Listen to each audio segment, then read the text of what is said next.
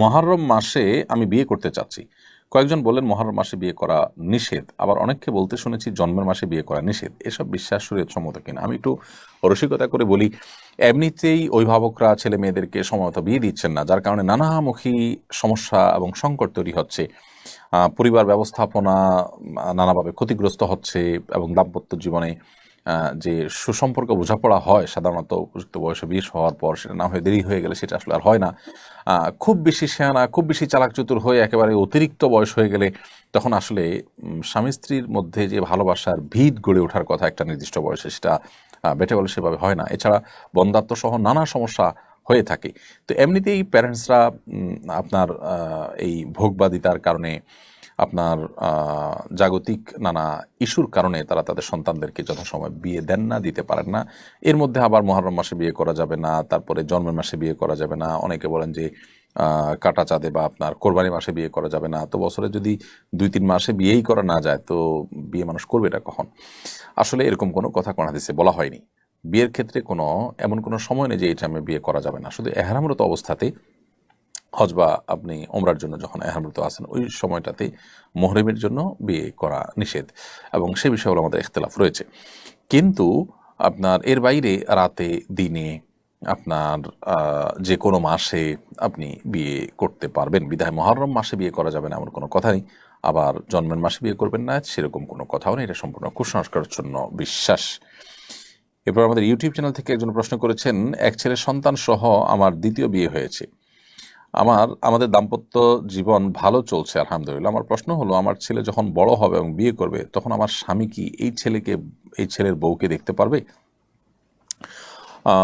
আপনার একজন ছেলে সহ যেহেতু দ্বিতীয় বিয়ে হয়েছে, এবং আপনার ছেলে যদি বড় হয় এবং সে যদি বিয়ে করে, তখন তার স্ত্রীকে আপনার স্বামী দেখার বিষয়টি নির্ভর করবে যে আসলে এই সন্তানটি তার সন্তান সে বিবেচ্য কি না। তো এর উত্তর হলো যে, যদি স্বামীর স্ত্রীর অন্য ঘরের সন্তান সেটা মেয়েও যদি হয়, তাহলে সেক্ষেত্রে সেই মেয়ে আপনার স্বামীর জন্য দেখা জায়েজ। ঠিক একইভাবে এই ছেলেও আপনার স্বামী তার স্ত্রী ওই আলোকে বা ওইটার উপর ভিত্তি করে আপনার স্ত্রীকে দেখা আপনার স্বামীর জন্য জায়েজ হবে। আল্লাহু আলাম। আলিনুর তুহিন আপনি লিখেছেন, আমি তওবা করার পর আবার পাপ করে ফেলি। পাপ থেকে বাঁচার জন্য কয়েকটি কার্যকরী আমলের কথা বলুন। তওবা করার পর আবার পাপ হয়ে যাওয়া, এটা মানবীয় দুর্বলতা ছাড়া কিছুই নয়।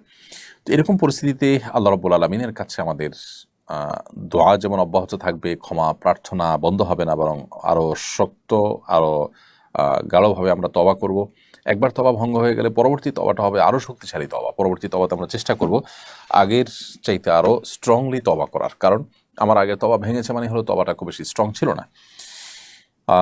তারপরও তওবা ভঙ্গ হয়ে যাওয়ার একটা বড় কারণ থাকে যে পাপের পরিবেশ থেকে হয়তো আমরা ফিরে আসি না। তওবা করেছি আমি পাপ করব না, অথচ আমি এমন জায়গায় আছি, এমন অবস্থানে আছি যে আমার দ্বারা ঘুরে ফিরে অপরাধ হয়ে যাচ্ছে। তো এই জায়গাগুলো থেকে আমরা সরে আসার জন্য আপ্রাণ চেষ্টা অব্যাহত রাখবো ইনশাআল্লাহ তাআলা। সেটি হবে, পাপের পরিবেশ থেকে ফিরে আসা হবে আমাদের তওবাকে ধরে রাখার সবচেয়ে বড় মাধ্যম। এর বিপরীতে নেগের পরিবেশের মধ্যে আমরা নিজেদেরকে ধরে রাখার চেষ্টা করবো ইনশাআল্লাহ। 10ই মুহররম তাজিয়া মিছিল বের করা হয়। মিছিল অংশগ্রহণকারীরা নিজেদের গায়ে নিজেরা আঘাত করেন, এমনকি অভিভাবকরা নিজেদের শিশু সন্তানদের গায়েও আঘাত করেন। এ ব্যাপারে শরীয়তের বিধান কি? পরিষ্কারভাবে নবী করিম সাল্লাল্লাহু আলাইহি সাল্লাম কোনো শোক পালন করতে গিয়ে নিজের শরীরে আঘাত করা, জামাকাপড় ছেঁড়া, এগুলোর ব্যাপারে পরিষ্কারভাবে নিষেধ করেছেন, এবং আল্লাহ তাআলা লানত অভিশাপ নাজিল হয় এই সমস্ত ব্যক্তিদের উপর, সেই কথা তিনি বলেছেন। সো তাজিয়া মিছিল বা আপনার শোক মিছিলের নামে নিজের শরীরের বা সন্তানদের শরীরে আঘাত করা সম্পূর্ণ নাজায়েজ এবং গুনাহের কথা। দিন মনে করে, ইসলাম মনে করে এই ধরনের ভুলভাল কাজ অনেকেই করছেন। শিয়াদের মধ্যে এগুলোর প্রবণতা অনেক বেশি। আমরা এই সমস্ত কাজকে কখনো জায়েজ মনে করতে পারি না, কারণ নবী করিম সাল্লাল্লাহু আলাইহি ওয়াসাল্লামের স্পষ্ট নিষেধাজ্ঞা রয়েছে। বিধায় এ ধরনের কাজ আমরা করব না।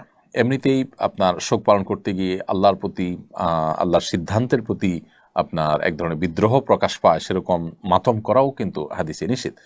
সো শরীরের মধ্যে আঘাত করার তো কোনো সুযোগই নেই। নবী করিম সাল্লাল্লাহু আলাইহি ওয়াসাল্লাম স্পষ্টভাবে বলেছেন যে ব্যক্তি তার গালে আঘাত করে, তার জামা কাপড় ছিঁড়ে, এই সমস্ত ব্যক্তিদের প্রতি আল্লাহ তাআলা লানত বর্ষিত হয়, এবং সে ব্যক্তিকে রাসূল বলছেন যে আমার উম্মত তারা না, লাইসা মিন্না মান দরাবাল খুদুদ ওয়া শাক্কাল জুয়ুব, হাদিসে রয়েছে। এজন্য এই কাজগুলো কোনো মুসলমান করতে পারেন না।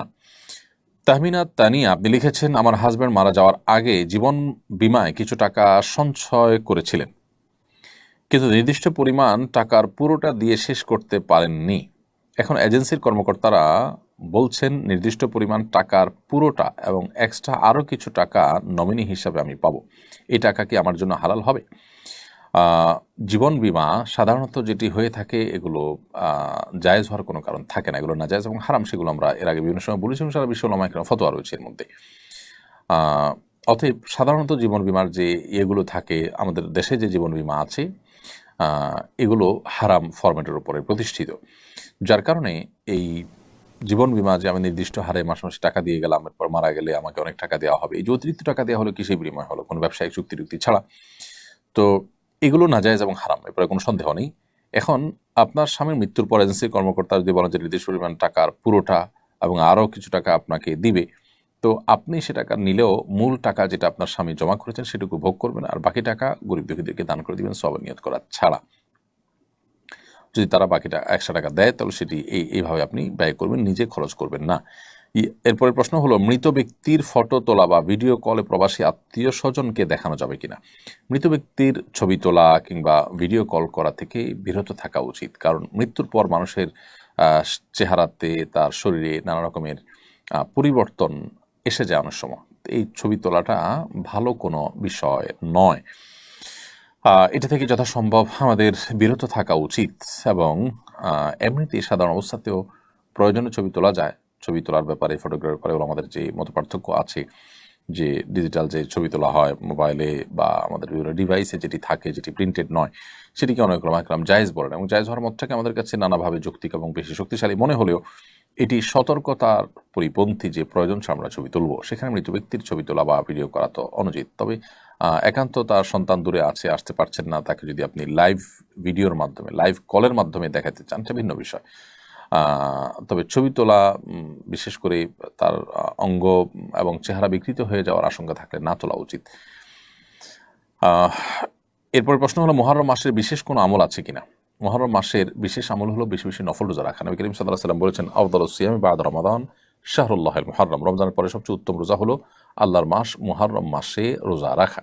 এজন্য মুহররম মাসের স্পেশাল বা বিশেষ আমল হলো এই মাসে বেশি বেশি নফল রোজা রাখবো আমরা ইনশাআল্লাহ তাআলা। যার যতটুকু তৌফিক হলো 2, 4, 5, 10টা করে যে যতটুকু পারেন নফল রোজা রাখবেন এই মাসটি অলরেডি কয়েকদিন গত হয়ে গেছে, বাকি যে দিনগুলো আছে আমরা নফল রোজা রাখার চেষ্টা করব ইনশাআল্লাহ তাআলা। এটি হলো এই মাসের প্রধান আমল বা বিশেষ আমল। এর বাইরে এটি সম্মানিত 4 মাসের একটি সম্মানিত মাসের ভিতরে সবচেয়ে গুরুত্বপূর্ণ মাস হওয়ার কারণে সম্মানিত মাস রুটিন কাজগুলো, এবাদতগুলো, রুটিন ভালো কাজগুলোকে বিশেষ গুরুত্বের সাথে করা এবং পাপের কাছ থেকে বেঁচে থাকার জন্য বিশেষভাবে সচেষ্ট থাকা, সেটা আমরা অব্যাহত রাখবো ইনশাআল্লাহ তাআলা।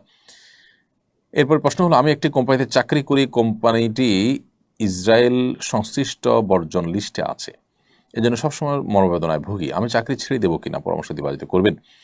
আপনার চাকরি যদি অন্যত্র করার সুযোগ থাকে, এই কোম্পানিকে আপনি যে সার্ভ করছেন সেটা না করে অন্য কোথাও সার্ভ করবেন, সেটাই হবে আপনার জন্য উচিত এবং কর্তব্যের বিষয়। যদি আপনি এই কোম্পানিতে কাজ করে কোম্পানিতে যতটা সার্ভ করছেন তার চাইতে দিনের জন্য তার চেয়ে বেশি করতে পারছেন, এখানে থেকে বরং আপনি দিনের সুবিধা বা ইসলামের স্বার্থ আরও বেশি রক্ষা করতে পারছেন, যেটা অন্য জায়গায় গেলে সম্ভব হবে না। এরকম যদি হয় তাহলে আপনি এটা করতে পারেন, বিশেষ করে আপনার যে কাজ, সে কাজটা যদি মৌলিকভাবে হারাম না হয়। আর যে কাজ করছেন সেটা যদি হারাম কোনো কাজ হয় তাহলে সেক্ষেত্রে কোন অবস্থাতে সেখানে কাজ করা আপনার জন্য জায়েজ হবে না। কুদ্দুস শেখ আইডি থেকে আপনি লিখেছেন, সামর্থ্য থাকা সত্ত্বেও যদি ভিক্ষা করে কিয়ামতের দিন তাদের শাস্তি কি হবে? সামর্থ্য থাকা সত্ত্বেও ভিক্ষা করা কোনো জায়েজ কাজ নয়, ভালো কাজ নয়। নবী করিম সাল্লাল্লাহু আলাইহি ওয়াসাল্লাম উৎসাহিত করেছেন। কিয়ামতের দিন তাদের স্পেসিফিক কোনো শাস্তির কথা কোরআন হাদিসে আলাদা করে বলা হয়নি যে সামর্থ্য থাকার পরও ভিক্ষা করলে এই ধরনের শাস্তি হবে। তবে সন্দেহাতীতভাবে সামর্থ্য থাকার পরও ভিক্ষা করা এটা নিকৃষ্ট কাজ এবং আল্লাহর কাছে অপছন্দনীয় কাজ। রাজধানী মহাখালীতে কূটনীতিকদের জন্য মদের বিক্রয় কেন্দ্র স্থাপন করেছে পর্যটন কর্পোরেশন। রাষ্ট্রীয় প্রতিষ্ঠানের পক্ষ থেকে অমুসলিমদের জন্য মদের বিক্রয় কেন্দ্র প্রতিষ্ঠা করার বিধান কি?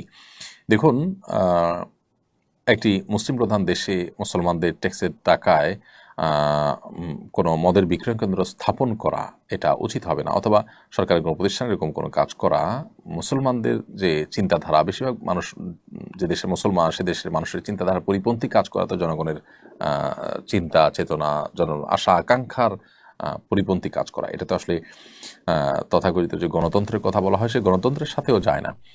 অতএব এটার আমরা তো বলবো যে এটা না করা উচিত এবং শরিয়ার দৃষ্টিকোণ থেকে এটি কোনো অবস্থাতে জায়েজ হওয়ার কথা নয়।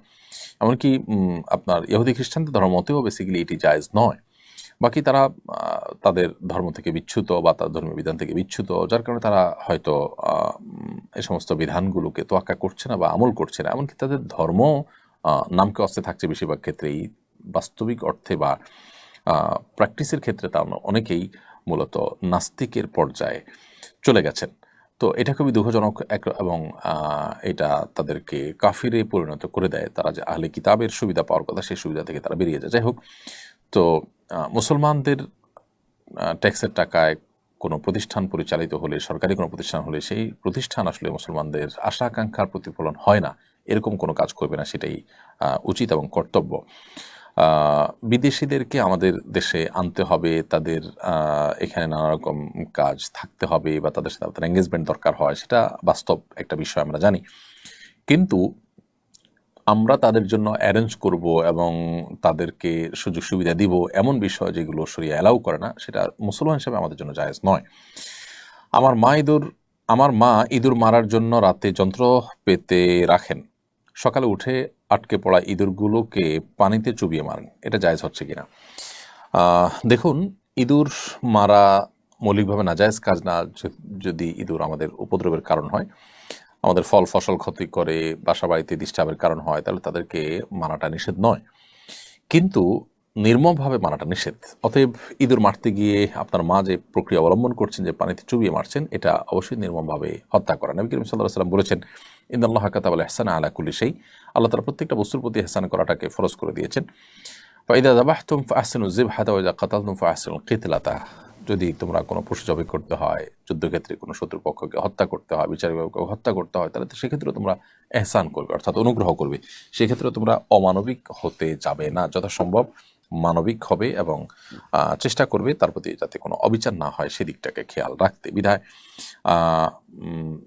যেখানে যে কষ্টটা না দিলেই চলে, সেভাবে কষ্ট দিয়ে আপনার কোনো প্রাণীকেও হত্যা করা জায়েজ নাই। সেজন্য এভাবে পানিতে চুবিয়ে আপনার এই আপনার ইঁদুরকে মারা জায়েজ নাই। আপনি বিষ প্রয়োগ করলেন, কোনো যদি এক আঘাতে মেরে ফেললেন, এই জাতীয় কোনো প্রক্রিয়া আপনি অবলম্বন করতে পারেন। এরপর প্রশ্ন হলো, এমন কোনো আমল আছে কিনা যা করলে আমি হজে যেতে পারবো?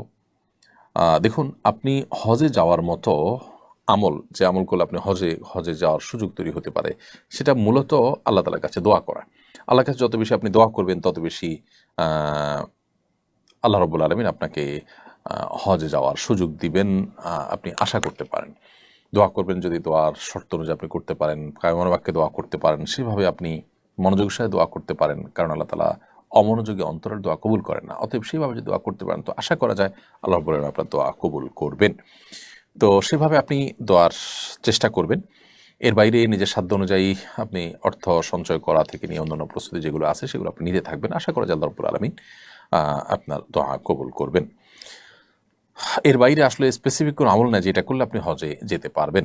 হজে যাওয়ার জন্য এই চেষ্টাগুলো করবেন। এছাড়া যে আমলগুলো করলে হজ এবং ওমরাহ সওয়াব পাওয়া যায়, যেমন এশার নামাজ পড়লে আরও বিভিন্ন আমল আছে, সেই আমলগুলো আপনি করতে থাকবেন। এখান থেকে হজের প্রতি আপনার আগ্রহ, আপনার তামান্না যা আছে সেটি বোঝা যাবে। আন্তর্জাতিক ফুটবল খেলা দেখা এবং এ নিয়ে আলাপ আলোচনা করা জায়েজ আছে কিনা?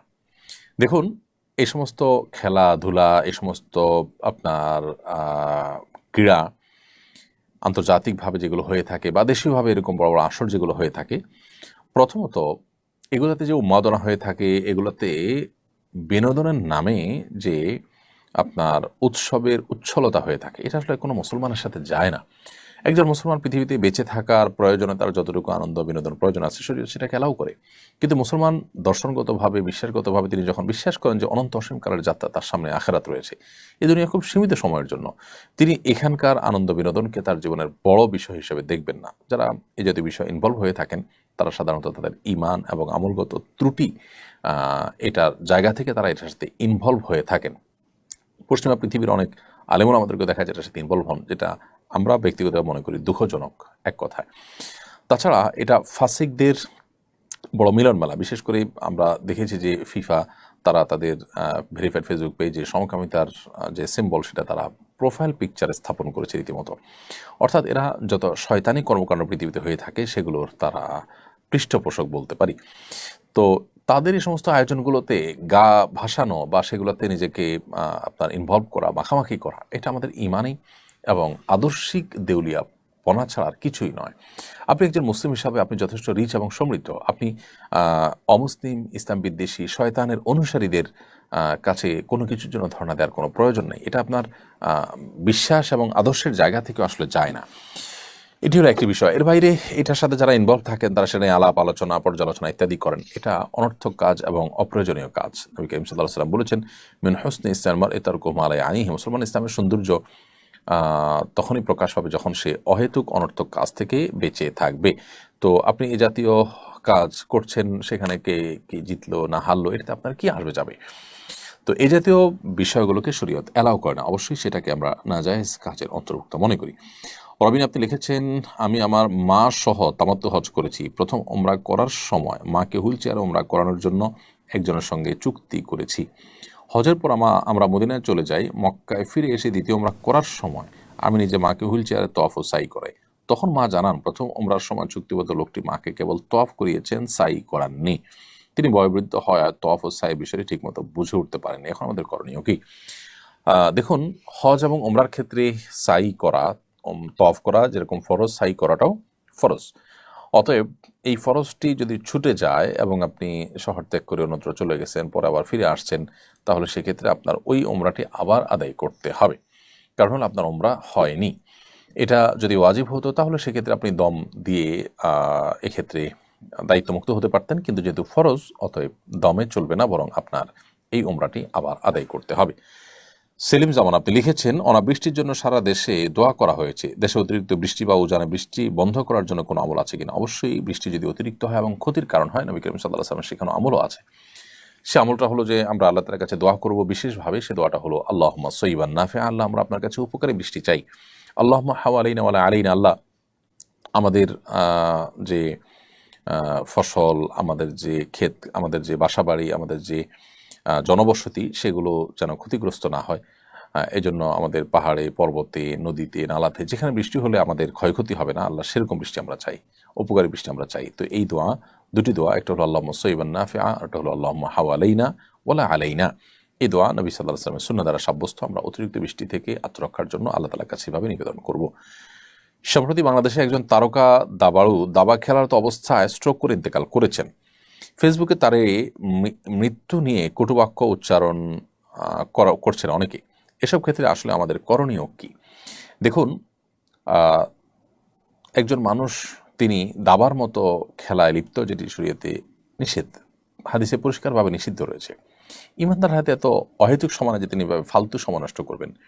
বেঁচে থাকার জন্য যতটুকু আনন্দ বিনোদনের প্রয়োজন, তার জন্য নিজেদের পরিবার রয়েছে, ফিজিক্যাল অ্যাক্টিভিটিস রয়েছে, নিজেরা শরিয়ার সীমানার মধ্যে থেকে সেটি করতে পারেন। এর বাইরে এই জাতীয় খেলাধুলা, দাবা ইত্যাদির ব্যাপারে শরিয়াতে পরিষ্কারভাবে স্পষ্ট আলাদা দাবার পরে হাদিসে নিষেধাজ্ঞা রয়েছে।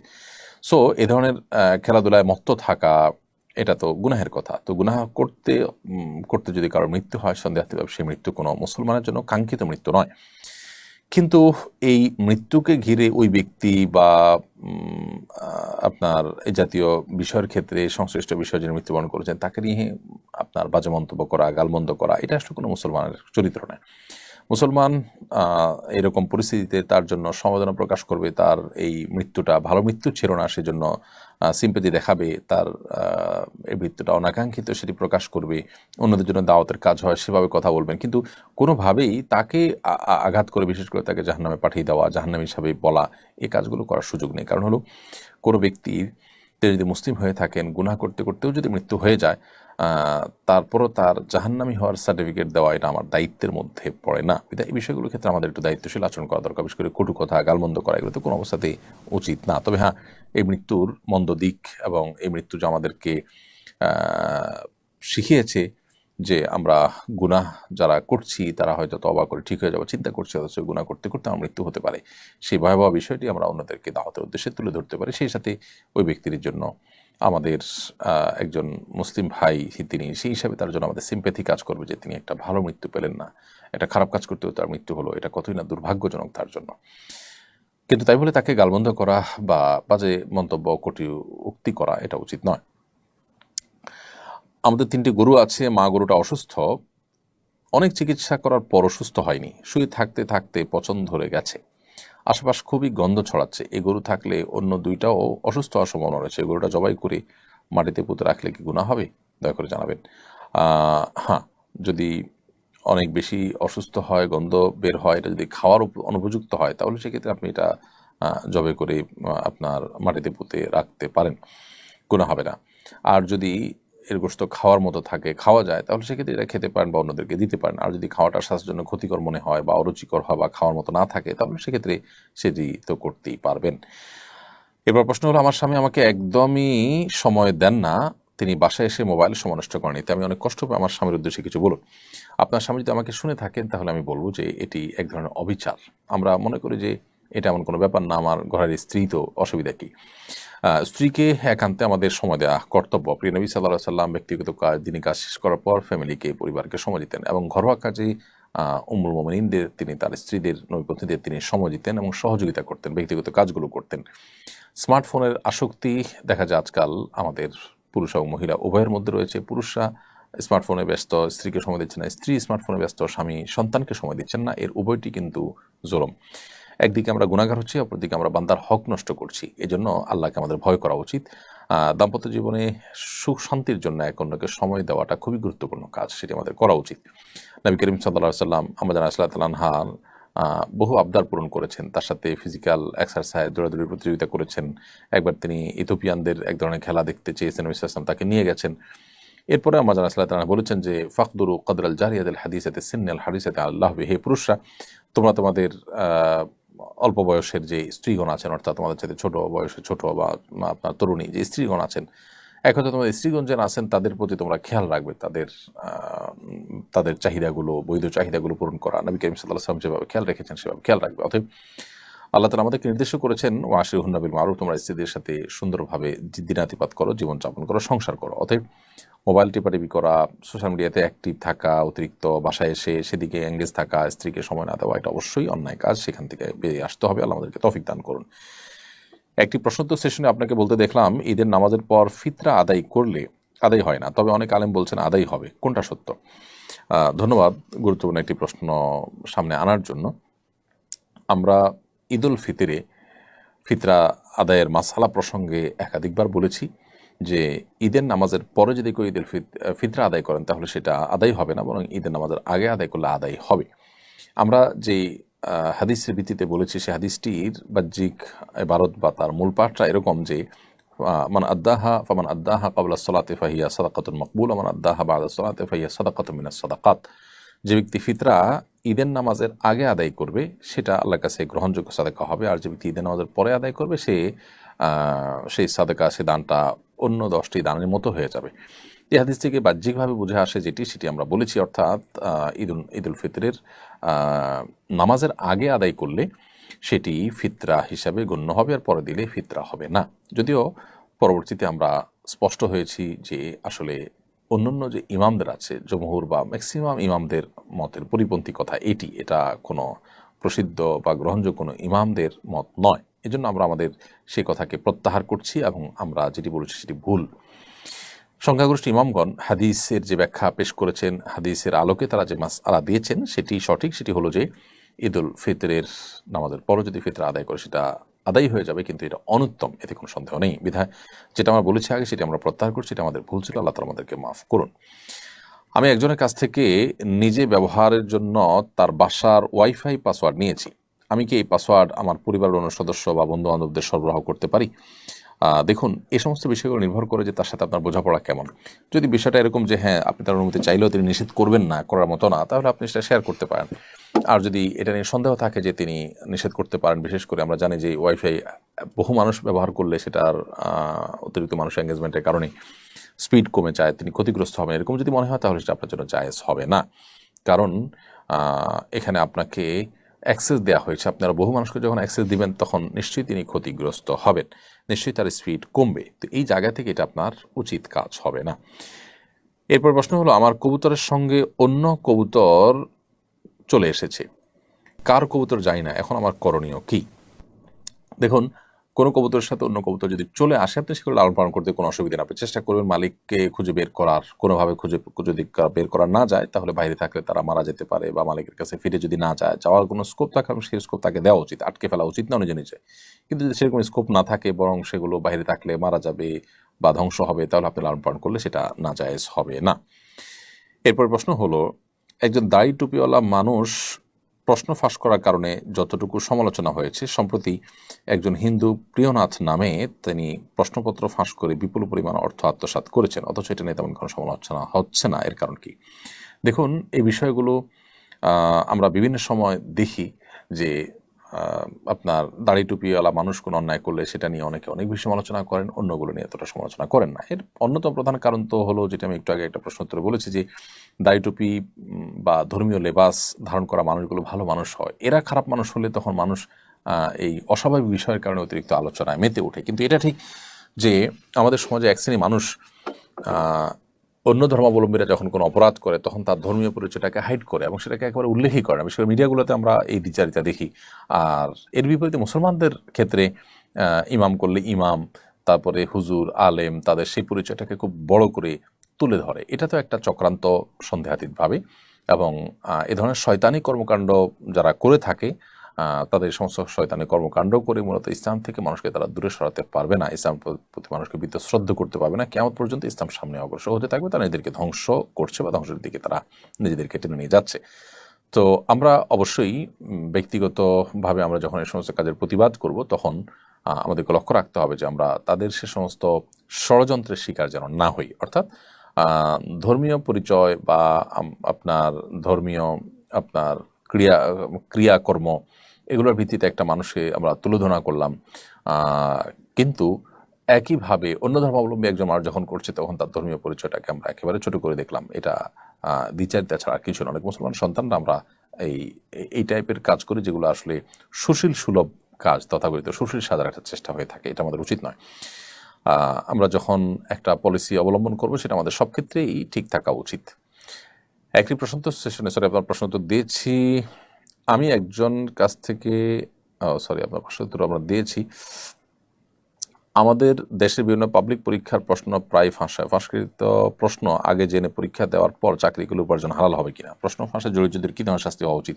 আমরা এটির উত্তর গত সপ্তাহে সম্ভবত কোনো একটা প্রশ্ন উত্তরে দিয়েছি।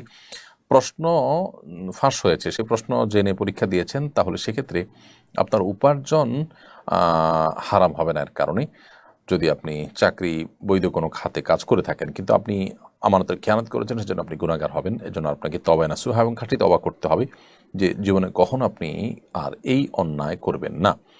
আর এর সাথে যারা জড়িত, প্রশ্ন ফাঁসের সাথে যারা জড়িত, তারা বহু মানুষ অধিকার খর্ব করেছেন, বহু মানুষও অধিকার নষ্ট করেছেন। ইসলাম শরিয়ার দৃষ্টিকোণ থেকে এটি অনেক বড় একটি কবিরা গুনাহ, বিধায় এটার শাস্তি শরিয়া, যদিও এটার শরিয়ার দণ্ডবিধিতে বিশেষ কোনো দণ্ড ঠিক করে দেয়নি। অতএব যখন যে সমাজে যেই পরিস্থিতিতে যে ধরনের শাস্তি দেওয়াটা উপযুক্ত মনে করবেন বিচারকগণ, সে শাস্তি শরিয়ার দৃষ্টিকোণ থেকে, শরিয়ার বিচারিক আদালত থাকলে সেখানে দিবেন।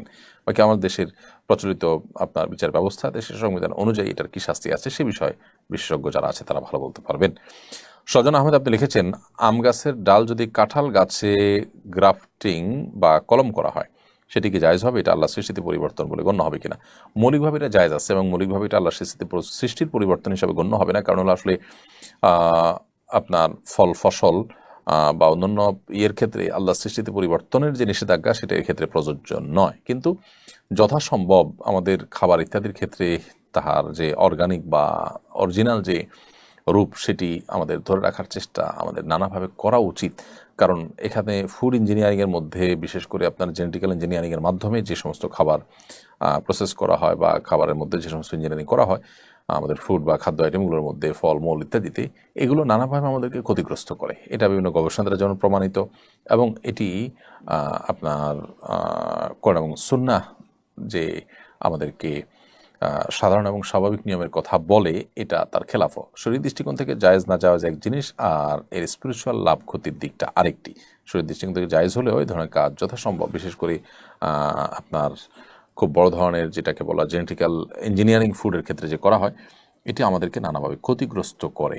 এটা কারণে এটি আমাদের অ্যাভয়েড করা দরকার। তবে সে দৃষ্টিকোণ থেকে এটা নাজায়েজ বা হারাম কোনো কাজ বলা যাবে না। এরপর প্রশ্ন হলো, কথা পাকাপাকি হওয়ার পর পাত্রপাত্রী ফোনে কথা বলা বা দেখা সাক্ষাৎ করা যাবে কিনা। পাত্রপাত্রী কথা পাকাপাকি হওয়ার পর ফোনে কথা বলা বা দেখাদেখি করার সুযোগ নেই। তবে একান্ত কোনো ইনফরমেশন জানা দরকার, সেটা তারা জানতে পারেন, সেটা যথাসম্ভব মেইলিং, চিঠি আদান প্রদান বা কথা বলার দরকার হলে একান্ত সেই প্রয়োজনীয় কথাটুকু শুধু তারা বলতে পারেন। তথাকথিত এঙ্গেজমেন্ট হওয়ার পর স্বামী স্ত্রী সুলভ আচার আচরণ অনেক সময় আমরা করে থাকি, যেটা জায়েজ নয়। মুসলিম ছেলে মেয়ে অন্য ধর্মের ছেলে মেয়েকে বিয়ে করতে পারবে কিনা, বিয়ে করতে পারলে কোন রীতিতে করবেন। সম্প্রতি ভারতে এক মুসলিম অভিনেতা হিন্দু অভিনেত্রীকে বিশেষ বিবাহ আইনে বিবাহ করেছেন। ইসলাম শরীয়তের দৃষ্টিকোণ থেকে কোনো মুসলমান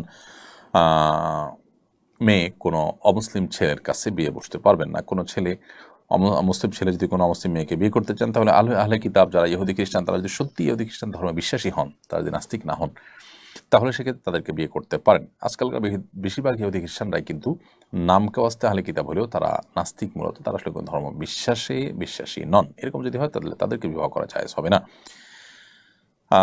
নবী সাল্লাল্লাহু আলাইহি ওয়াসাল্লামের দৈনিক রুটিন কেমন ছিল? নবী সাল্লাল্লাহু আলাইহি ওয়াসাল্লামের দৈনিক রুটিন সম্পর্কে স্পেসিফিক এরকম ধারাবাহিক বর্ণনা কোনো হাদিস থেকে পাওয়া না গেলেও বোঝা যায় যে তিনি ভোর রাতে ঘুম থেকে উঠতেন, তাহাজ্জুদের সালাত আদায় করতেন, এরপরে ফজরের আগে সুন্নত পড়তেন এবং ফজরের আগে সামান্য একটু ঘুমাতেন। ঘুম থেকে উঠে সুন্নত পড়ে ফজর নামাজ আদায় করতেন। ফজর নামাজের পর জিকির, আজকার, তাসবিহ, তেলাওয়াত, ইরশাদ পড়তেন, চারটা নামাজ পড়তেন, পরিবারকে সময় দিতেন। কখনো কখনো ব্যবসা বাণিজ্যের কাজ থাকতো, দাওয়াতি কাজ থাকতো, সে সমস্ত কাজ পরিচালনা করতেন।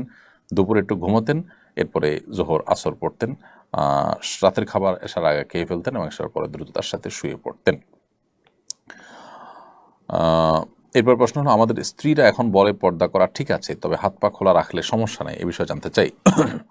হাত পা খোলা রাখা অনেক উলামায়ে জায়েজ বলেছেন, এবং এর মানে এই না যে সেটাকে প্রদর্শন করে বেড়ানো, কারণ হাত পায়ের মধ্যে বিভিন্ন রকম সাজগোজ করে সেটাকে প্রদর্শন করে বেড়ানো এটা পর্দার পরিপন্থী। তাছাড়া আল্লাহ সুবহানাহু ওয়া তাআলা আমাদের মা বোনদেরকে সৌন্দর্যকে আপনার আবৃত্তি করতে বলেছেন, ঢাকতে বলেছেন, সেই জায়গাটি আমাদের বিশেষভাবে খেয়াল রাখা দরকার।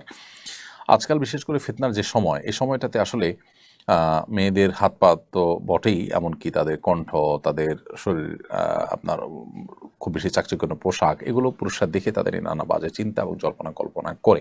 ফিতনার সংকুল এই সময়টাতে অন্তত মা বোনদের অতিরিক্ত সতর্ক থাকা উচিত। আসল রোজা নাকি দুটি রাখতে হবে, একটা রাখার পরে কোনো কারণে আরেকটি রাখতে না পারলে কি গুনাহ হবে? দুটি রাখার ইচ্ছা ছিল, কিন্তু একটি রাখার পর আটা রাখতে পারেন নাই। আপনি 10 তারিখটা রেখেছেন, 11 তারিখটা রাখবেন, কিন্তু রাখা হয়নি, এর কারণে গুনাহ হবে না ইনশাআল্লাহ তাআলা, যদি অনিচ্ছাকৃত এরকম হয়। তবে অনেক উলামায়ে কেরাম ইচ্ছাকৃতভাবে শুধু আসল রোজা রাখাটাকে মাকরুহ বলেছেন। তবে এর বিপরীতে অনেক উলামায়ে কেরাম সেটিকে জায়েজও বলেছেন। তবে আপনি কোনো কারণে রাখতে পারেননি অপরটি, সেটার কারণে যে কোনো গুনাহ হবে না, এ ব্যাপারে কোনো সন্দেহ নেই। বাসায় বিড়াল আছে, কদিন পর পর বাচ্চা হয়, এজন্য আমাদের অনেক ঝামেলা হয়। আমরা চাই এটার প্রজনন ক্ষমতা বন্ধ করতে, করা যাবে কিনা। যেহেতু প্রাণী এবং তার আপনার অতিরিক্ত বাচ্চা হওয়ার ফলশ্রুতিতে আপনাদের অসুবিধার কারণ হয়, প্রথমত এই বিড়াল আপনি কোথাও রেখে আসতে পারেন। দ্বিতীয়ত তার যদি প্রজনন ক্ষমতা আপনি বন্ধ করেন, তাহলে সেটা নাজায়েজ বা হারাম হবে না। এটি মানুষের ক্ষেত্রে যে নিষেধাজ্ঞা রয়েছে সেটি প্রযোজ্য হবে। এরপরে প্রশ্ন হলো, ঋণগ্রস্ত অবস্থায় ওমরা করা যাবে কিনা। ঋণগ্রস্ত অবস্থায় ওমরা করতে পারেন যদি ঋণ পরিশোধ করার মতো ব্যবস্থা থাকে, টাইম নেওয়া থাকে, সেই টাইমের পর তাকে পরিশোধ করবেন সেই সুযোগ থাকে, এদিকে আপনি অন্য ব্যবস্থাপনা ওমরা করছেন, সেটি জায়েজ হতে পারে। কিন্তু ঋণ দেওয়ার খোঁজ খবর নাই, দেওয়ার সদিচ্ছাও নাই, পাওনাদারের প্রেশারও আছে, সেটা বাদ দিয়ে আপনি সেটাকে এড়িয়ে আপনি ওমরা করছেন, নফল ওমরা করছেন, সেটা আপনার জন্য জায়েজ হবে না। এক শ্রেণীর দুর্নীতিবাজ অসাধু লোক প্রচুর নামাজ পড়ছে, হজ ওমরা করছে, জনকল্যাণমূলক কাজ করছে, ধর্মকে তারা নিজের কুকীর্তি ঢাকার ঢাল হিসেবে ব্যবহার করছে। এই বিষয়ে আপনার মন্তব্য জানতে চাই। তারা জানেন না যে এই সমস্ত ধর্মীয় কাজ কাম এগুলো তাদেরকে আখিরাতে মুক্তি এনে দিবে না, আল্লাহর প্রিয়পাত্র করবে না, বরং দুর্নীতি করার কারণে, অর্থ আত্মসাৎ করার কারণে তারা তাদের গন্তব্য জাহান্নামের দিকে তারা নিয়ে যাচ্ছে। এটা হলো গাছের গোড়া কেটে আগায় পানি দেওয়ার মতো অনেকটা। আপনি কাজ করছেন, অন্যায় এবং হারাম উপার্জন করছেন, আবার এদিকে কিছু নামাজ রোজা করে সেটাকে হালাল করার বা সেটাকে আপনি রিকভার করার চেষ্টা করছেন। এটা একটা ব্যর্থ চেষ্টা ছাড়া আর কিছুই নয়। ইসলাম সম্পর্কে ভুল ধারণার কারণে আমাদের দেশে দেখা যায় যে খাদ্যে ভেজাল দেওয়া, নানাভাবে দুর্নীতিতে লিপ্ত হওয়া মানুষগুলোর মুখে দাঁড়িয়ে তারা নামাজ কালাম পড়ছেন, আবার এই কাজগুলো করছেন। আল্লাহ আমাদেরকে ইসলামটা বোঝার তৌফিক দান করুন। আপনি অনেক বেশি নামাজ রোজা, অনেক বেশি নফল উমরা করার দরকার নাই, নফল হজ করার, নফল আপনার আমল করার দরকার নাই। আপনার মুক্তির জন্য দরকার যতটা আপনার গুনাহ থেকে বেঁচে থাকা, মানুষের অধিকার নষ্ট করা থেকে বেঁচে থাকা। এরপর প্রশ্ন হলো, স্বামী আমাকে তালাক দিয়েছে, সারাদিন তাকে লানত আর অভিশাপ দিতে মন চায়, এটা কি ঠিক হবে?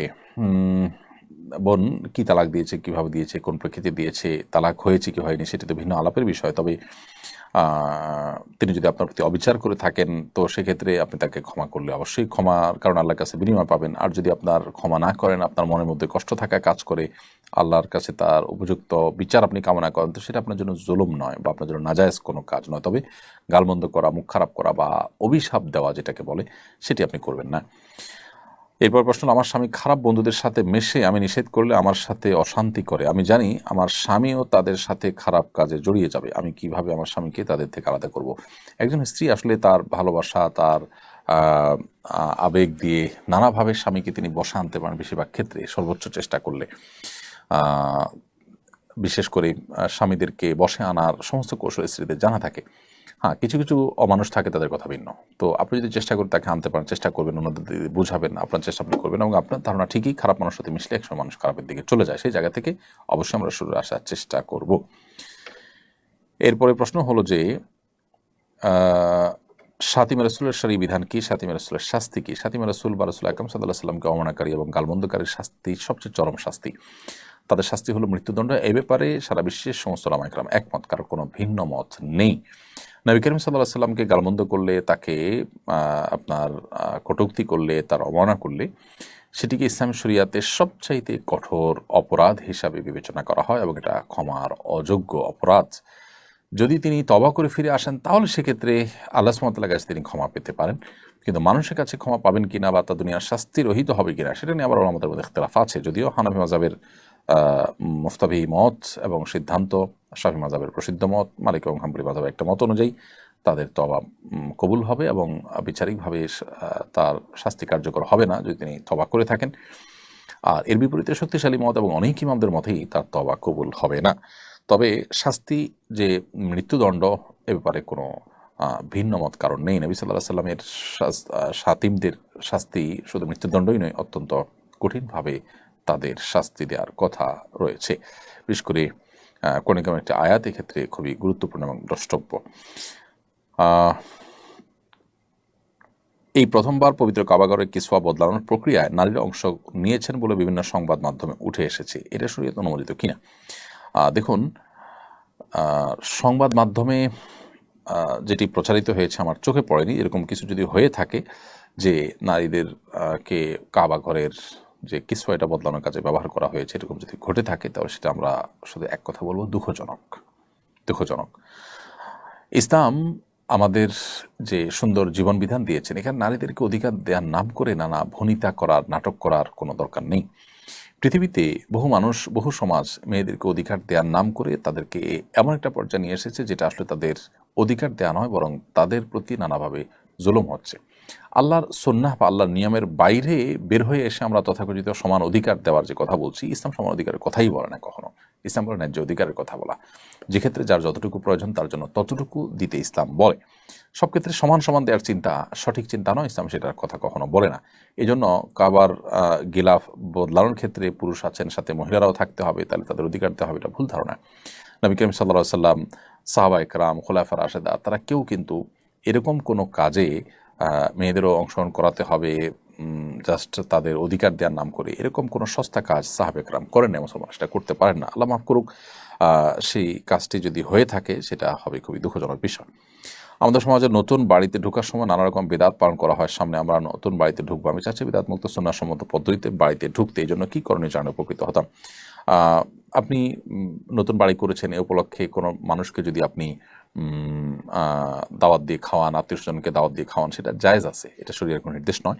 এর বাইরে মিলাদ, কিয়াম ইত্যাদি বা নানা আপনার অনেক আপনার প্রক্রিয়া মানুষ অবলম্বন করে কুসংস্কারের জন্য অনেক কাজ করে, অনেক বিশ্বাস ধারণ করে, সেগুলো আমাদের বর্জন করা উচিত। বিসমিল্লাহ বলে আল্লাহর নামে প্রবেশ করে যাবেন, এবাদত দিয়ে আপনি শুরু করতে পারেন। কোনো একটা নামাজ, 2 রাকাত নামাজ পড়ে, কোনো কোনো আসার থেকে বর্ণিত আছে যে কোনো আসার দ্বারা প্রমাণিত আছে, 2 রাকাত নামাজ পড়ে কেউ কেউ তাদের ঘর বাড়ি উদ্বোধন করেছেন বা বসবাস শুরু করেছেন কোনো ভালো কাজ দিয়ে, সেটি হতে পারে।